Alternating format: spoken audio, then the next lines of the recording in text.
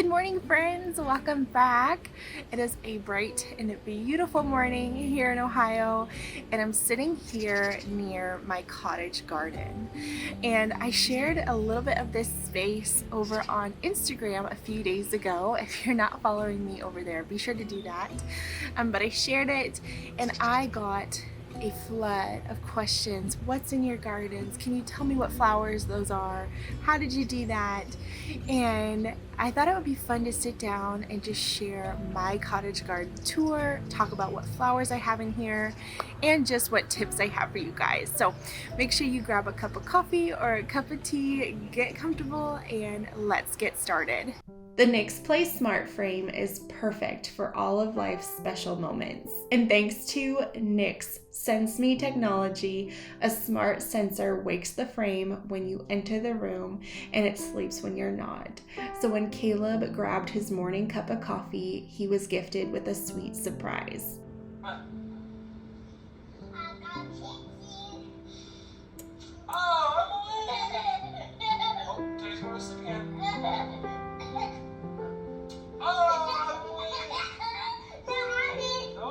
You can instantly upload any photos or videos that can be added from the mobile app or simply via email. Good morning, Daddy. I love you. Hope you have the best day. You're the best daddy in the entire world. Some of my favorite features include a shared playlist that family and friends can contribute to. They can also add photos. You can manage the frame remotely, meaning all visual features, including content, switch on and off, and you can set it on a sleep timer. It is perfectly safe for kids. Children can't access any other internet content through the frame, and it's all private data stored on encrypted servers located in the USA.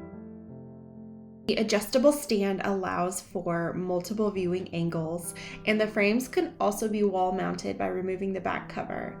If you position your frame in portrait or in landscape, the content will auto adjust to suit your placement. Be sure to click the link in my description and use my discount code for $10 off your purchase. And once again, thank you Nixplay for sponsoring today's video. Cottage gardens are just my favorite. They're super whimsical. They give a relaxed feel. They're fun to have, to cut flowers and arrange them. There's so many benefits. The pollinators seem to love them. And whether you have acres and acres to create your gardens or just a small space in your yard, anybody can achieve the cottage garden look.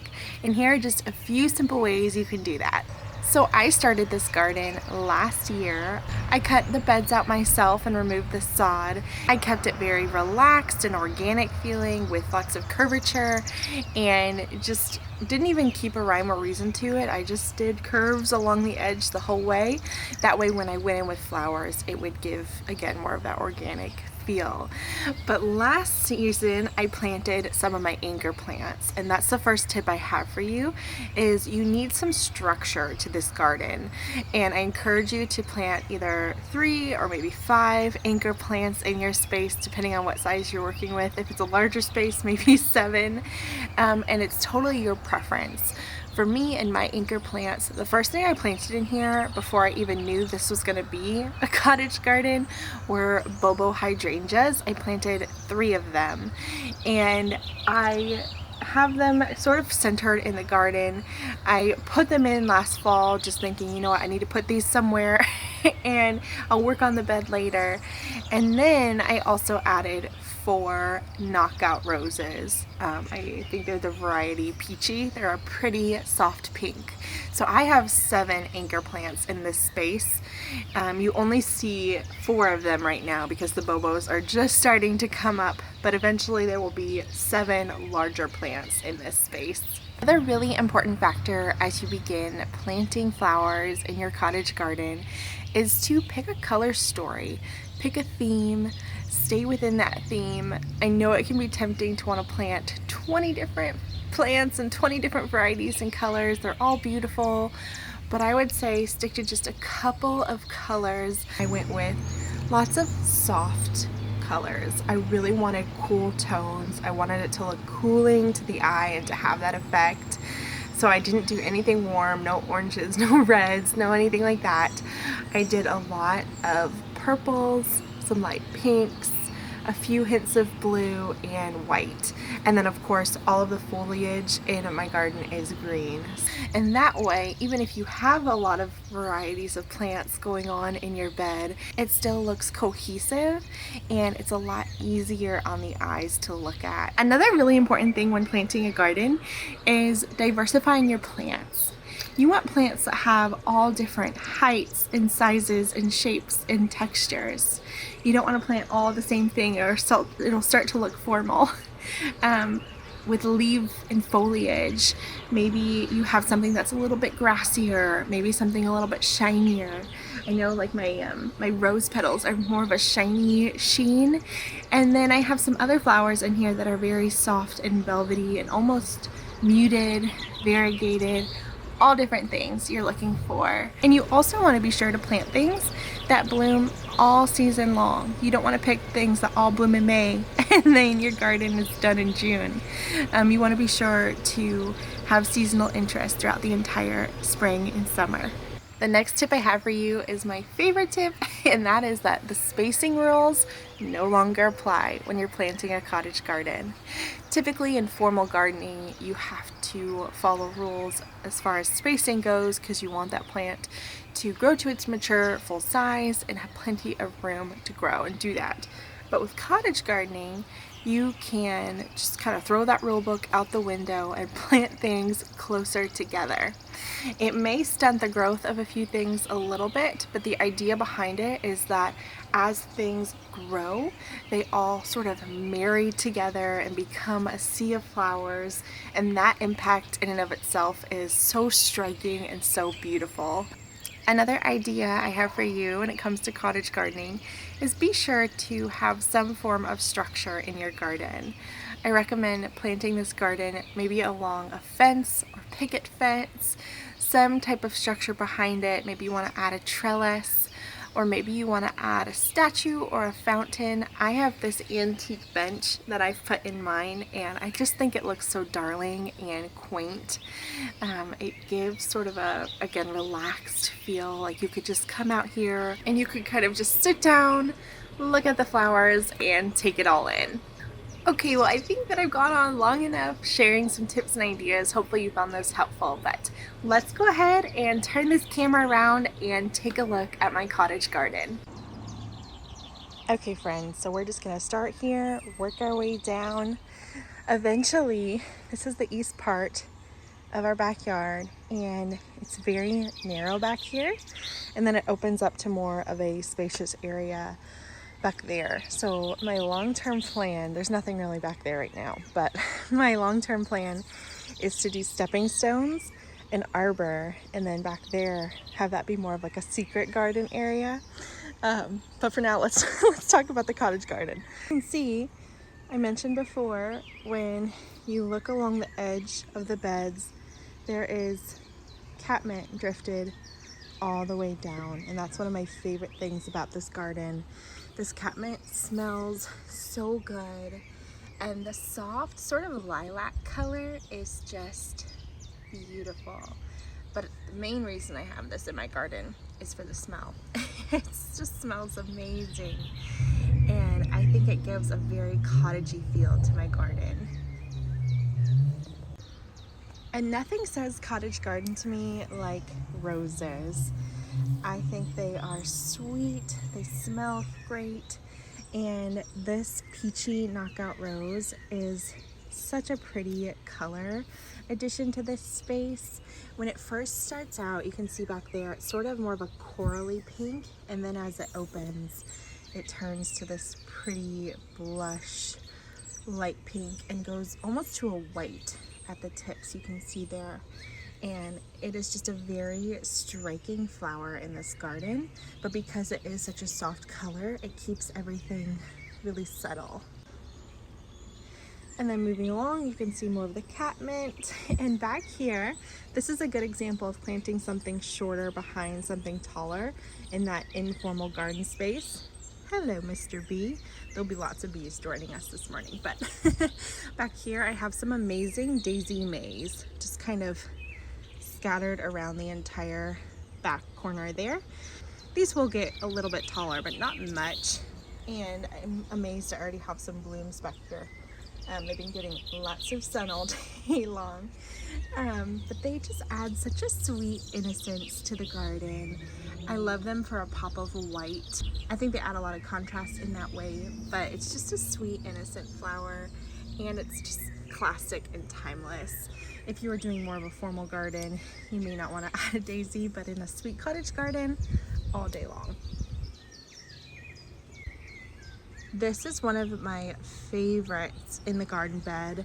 It is so striking. That sort of fuchsia color really stands out in the garden, and I think the color is actually called Pink Profusion.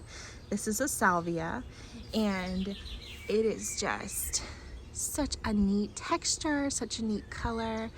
I love its growth habit and pattern. I think it's really fun, and the pollinators just love it. You can see I'm starting to get some sunlight, so hopefully you can see okay. But moving right along, I've got another knockout rose, more catmint drifted here. Let's see if anything's different. Back here, this is Pink Dawn Salvia, and this guy is starting to get a little bit unruly. He is leaning forward quite a bit, which is common with Salvia because its new growth is coming from the back. So if it starts to get a little crazy, I might cut it back just a hair, just so that I can keep this lavender growing. And really, with a garden, with a cottage garden, you don't have to mess with anything. You can let it get as unruly as you want. I tend to keep things somewhat tidy, but that's just my personal preference. But this is, what is it called? Sweet Romance lavender. And this lavender in particular is incredibly dark and fragrant, and I just love it. I think it is so cool to look at, and it just smells great. Back tucked over here by my antique bench is a Bobo Hydrangea, and it is really put on some growth in the last few days, and I think this is right where the buds are gonna start forming. You can sort of see. We'll have flowers by the end of June, and this will be entirely full of blooms. It's crazy when this comes out. You almost don't see any foliage. It'll be all white cone-shaped blooms, and it will add a lot to this garden space, I think. And by then, a couple of these things will be sort of died out, so it should work out well. I've got another one of the Pink Profusion Salvias. These are, actually, let me talk about this first. This is Blue-Eyed Grass, and it is the neatest grass. It adds such a cool texture to my garden space, but in the morning, you can see their little flowers are closed, but by the end of the day, they're open. And at the end of all of the grasses where there are blooms, there are little blue flowers. And I think they marry together a lot of my colors in the garden, but really I just added them for their cool grassy texture. These are called Spot On Lugworths, and I have them drifted over here. I've got some more drifted down there, and these are super cool because they don't get nearly as big as like a hosta per se, but the main reason I added them, not only for their striking foliage, I mean, look at that variegation, it's just super cool. The main reason I added them is they are the perfect merriment of pink and purple. Let me see. Their little blooms at the top when they get their flowers are pink and purple, and I just thought they were perfect for this garden. And then right in front of this bench, I had nothing originally, and I knew there was sort of a gaping hole, and I thought, you know what, this is the spot for a specimen. I'll find one thing to put here, and I ended up adding some Veronique Blue Veronica. And is she not just beautiful? Oh my word. Some of her blooms are starting to die off, and it's making me sad, but she's got some new growth coming in, which is good. But this is such a striking plant. She definitely holds her own to the garden, and she almost serves as an anchor plant now, even though she was not originally one of my anchor plants. So I just love her. I think she is beautiful. I've got another Bobo Hydrangea tucked back there, and these are a dwarf variety. They really only get 3x3 at mature size, and I will size it accordingly. If I need to cut back on it a little bit, I'm happy to do that and to take its beautiful flowers inside. But right in front of it, I have some Blue Moon Phlox, and it has already started to spread. It's not much to look at right now, but it's spreading along this way. This one is nice and full. You can see it's sort of a soft purplish blue. There's kind of some pink hues in there too, and it is really cool. This is actually more of a ground cover. They will put on quite a show here in the next couple of weeks. I have a feeling it'll get nice and full and start to really fill out this space. I've got more daisies, more of the pink Profusion Salvia. The Catmint runs along here. I sort of mirrored the other side here without keeping it too symmetrical, if that makes sense, but I still wanted some order and structure to this space. This is more of that Sweet Romance Lavender. A third Bobo. I think I mentioned I planted 3 of them. Here's some more of that blue-eyed grass. Another knockout. I think this is so pretty. More of the daisies. The Catmint. I did another drift of the Lugworth. And then I planted 2 of the sweet lavender over here, had an extra one. That way it's just that much more full and lush. I think it makes a really big impact over here. And then the only other addition I made to this garden are some Roxanne, also known as hardy geraniums. I think that purple is just stunning. I've got 3 of them drifted here. And then I did add some rocks. It adds some pretty structure, but it's mainly just for our downspout, so it doesn't get too puddled up over here. And then I've got a few more Lugworths here. So that's the end of it. And then down there, that's actually our vegetable garden. All right, friends, well, I hope you enjoyed today's video. I hope that it gave you lots of tips and ideas on planting your own cottage garden, or if anything, you just enjoyed looking at the beautiful flowers. I hope that it was peaceful and relaxing to you and a bright spot in your day. If today happens to be the first time that you're watching one of my videos, I just want to say welcome, and I'm so glad that you're here. Be sure to hit that little red subscribe button before you leave today, and I will see you guys really soon in the next one. Bye.